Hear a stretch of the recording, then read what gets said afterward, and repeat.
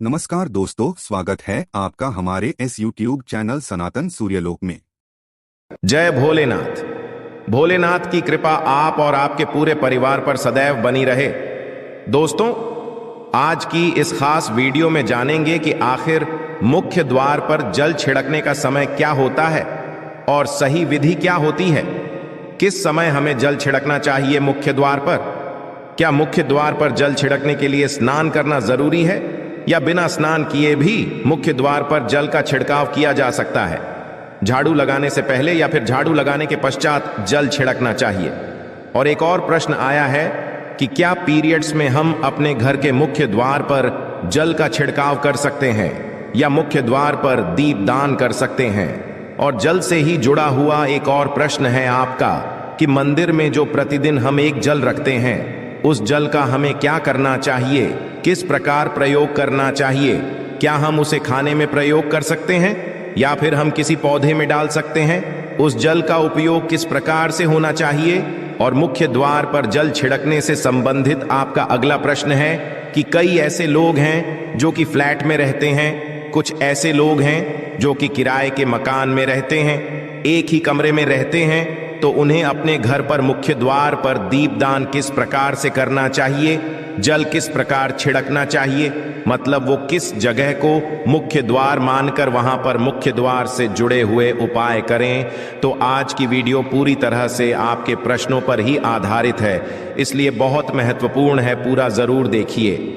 और यदि आपको आज की वीडियो अच्छी लगे तो इसे लाइक भी जरूर कीजिए, क्योंकि आपके लाइक, आपके कमेंट्स ही मेरे लिए एकमात्र जरिया हैं जिनसे मुझे पता चलता है कि आपको यह वीडियो अच्छी लगती है और आपके लिए वीडियो उपयोगी है। तो यदि वीडियो अच्छी लगती है तो लाइक तो जरूर ही किया करें। इसके साथ ही कमेंट बॉक्स में भोलेनाथ के नाम का जयकारा भी जरूर लगाएं, इससे आपको पॉजिटिव ऊर्जा की प्राप्ति होती है। और यदि आपका कोई भी सुझाव हो, कोई भी प्रश्न हो या फिर कोई भी विशेष वीडियो देखना चाहते हैं तो उसके लिए भी कमेंट बॉक्स में जरूर लिखें। चैनल पर पहली बार आए हैं, यदि अभी तक आपने चैनल को सब्सक्राइब नहीं किया है तो आज के वीडियो यदि आपको अच्छी लगे तो चैनल को सब्सक्राइब जरूर करें और बेल बटन को भी प्रेस कर लीजिए। तो इससे ये होगा कि इस चैनल पर जो भी नई वीडियो अपलोड होंगी उनकी नोटिफिकेशन आपको सही समय पर प्राप्त होगी। तो अब जानते हैं कि मुख्य द्वार पर जल छिड़कने का सही समय क्या होता है और सही विधि क्या होती है। तो देखिए, यदि आप मुख्य द्वार पर जल छिड़कते हैं तो आपको ध्यान रखना है कि जल आप एक दिन पहले ही, मतलब रात को सोने से पहले, एक पात्र में कोई भी आप पात्र सकते हैं। जैसे कि आप एक तांबे का भी पात्र ले सकते हैं। तांबे का ना हो तो आप पीतल का ले सकते हैं, स्टील का ले सकते हैं, चांदी का ले सकते हैं। जो भी पात्र आपके पास उपलब्ध हो, एक लोटे में थोड़ा सा गंगा जल डाल दीजिए और उसके ऊपर शुद्ध जल भर दीजिए। और हाँ, गंगा जल ना हो तो भी परेशान होने की आवश्यकता नहीं है, सिर्फ शुद्ध जल से भी आप पत्र को भर सकते हैं। जल से भरे पात्र को अपने घर की रसोई में रख दीजिए। अब जैसे कि आप अगले दिन सुबह उठकर इस जल का छिड़काव अपने घर के मुख्य द्वार पर करेंगे। अब बहुत से भक्तों के प्रश्न आए हैं कि क्या हम स्नान से पहले ये जल छिड़क सकते हैं या फिर स्नान करना जरूरी है।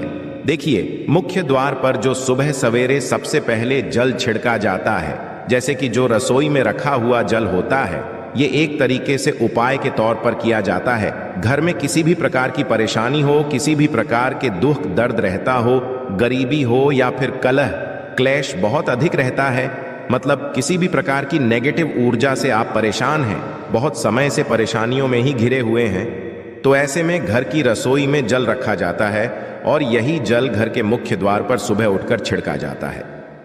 इस जल के छिड़काव से आपके घर की कोई भी परेशानी हो बहुत शीघ्र समाप्त हो जाती है।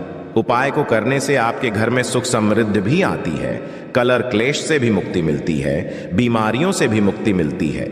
मतलब देखिए, किसी भी प्रकार की मानसिक परेशानी हो, शारीरिक परेशानी हो, आर्थिक तंगी हो या आपके घर में कोई वास्तु दोष हो, किसी भी प्रकार का ग्रह दोष हो, जैसे कि कई बार ऐसा होता है कि कई लोगों के ऊपर कई प्रकार के बुरे ग्रह दोषों का प्रभाव होता है, जिसकी वजह से घर में परेशानियां सदैव बनी रहती है।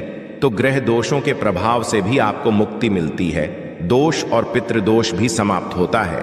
इसके साथ ही जैसे कि बहुत से लोगों के प्रश्न होते हैं कि उनके ऊपर किसी ने कुछ कर करा दिया है, उनके परिवार में किसी भी प्रकार की पहले कोई परेशानी नहीं थी, किंतु अभी कुछ समय से परेशानियां लगातार आती ही जा रही हैं और कोई रास्ता नहीं मिल रहा है। परेशानी से निकलने का तो किसी के भी किए कराए तंत्र मंत्र का प्रभाव हो, किसी की बुरी नजर का प्रभाव हो, तो भी आपके इस उपाय से, मतलब इस एक लोटे जल से आपकी परेशानी स्वतः ही कुछ दिनों में हो जाती है। तो यह घर की सभी परेशानियों से मुक्ति पाने का रामबाण और सबसे सरल, सबसे आसान उपाय होता है जो हमारे शास्त्रों में वर्णित है। तो आप अपने घर की रसोई में एक लोटा जल रखें, रात में भरकर और प्रातःकाल जल्दी उठकर उसी जल से अपने घर के मुख्य द्वार पर छिड़काव कीजिए। अब जैसे कि बहुत से लोगों के प्रश्न आते हैं कि यह जल हमें किस समय अपने घर के मुख्य द्वार पर छिड़कना चाहिए, तो देखिए, सुबह सूर्योदय होने से पहले इस जल का छिड़काव आपके घर के मुख्य द्वार पर हो जाना चाहिए। आप चाहे इसके पश्चात आप शुद्ध जल से, मतलब किसी भी दूसरे जल से अपने घर के मुख्य द्वार को धोते हैं तो पश्चात में भी धो सकते हैं, कोई समस्या नहीं है। किंतु इस जल का छिड़काव घर के मुख्य द्वार पर सूर्योदय होने से पहले हो जाना चाहिए। और अब जैसे आपका अगला प्रश्न है कि क्या हमें स्नान करके इस जल का छिड़काव अपने घर के मुख्य द्वार पर करना चाहिए या फिर बिना स्नान किए भी कर सकते हैं। ये जो हम जल छिड़कते हैं, मतलब ये एक उपाय होता है, तो इसे हम स्नान करने के पश्चात नहीं करते हैं। सुबह जल्दी उठते हैं और उठकर सबसे पहले घर की रसोई में जाएंगे, उसके पश्चात उस जल को लेकर आप घर के मुख्य द्वार पर जाएंगे। मुख्य द्वार खोलकर, मतलब मेन गेट खोल दीजिए और उसके पश्चात मुख्य द्वार पर इसी जल का छिंटा दीजिए, छिड़काव कर दीजिए। और जल का छिड़काव करते समय अपने पितरों का ध्यान कीजिए, माँ का ध्यान कीजिए, क्योंकि कहा जाता है कि सुबह सुबह माँ लक्ष्मी प्रत्येक द्वार पर आती है, सबके द्वार पर आती है। जिनके भी द्वार खुले होते हैं, जिनके घर में जल का छिड़काव मुख्य द्वार पर हुआ रहता है, उसके घर में वह प्रवेश कर जाती है।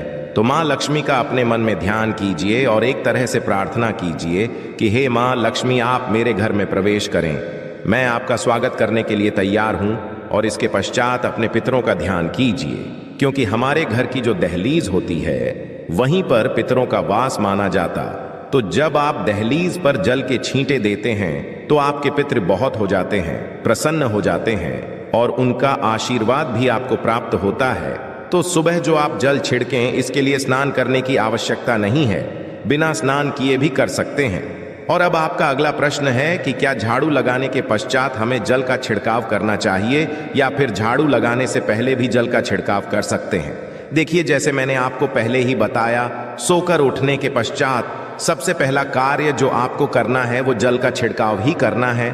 उसके पश्चात आप झाड़ू लगा सकते हैं, किंतु एक चीज का ध्यान रखिए, जब हम सोकर उठते हैं तो सबसे पहले बिस्तर पर बैठे हुए ही अपने दोनों हथेलियों को जोड़कर और दोनों हथेलियों को सामने से जोड़कर पूरी हथेली को देखा जाता है, उसमें माँ लक्ष्मी का ध्यान किया जाता है। उसके साथ ही पंच देवताओं का ध्यान किया जाता है।